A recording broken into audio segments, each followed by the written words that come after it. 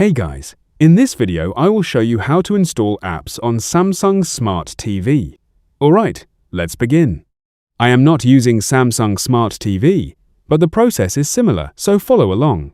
First, turn on your TV and press the Home button on your remote to open the main page. Navigate to the App Store from the home screen. Here you can browse featured apps or use the search icon to find a specific application you want to install. Select the app from the results and press the Install button. Wait for the download and installation process to be completed. Once installed, open the app and sign in, if required, using your account credentials. During the downloading, ensure that your TV is connected to a stable internet connection for smooth download and installation process. If an app is not available, check your region settings or restart the TV and try again smoothly. So that's basically how you can install apps on Samsung Smart TV. That's it for this video. Thanks.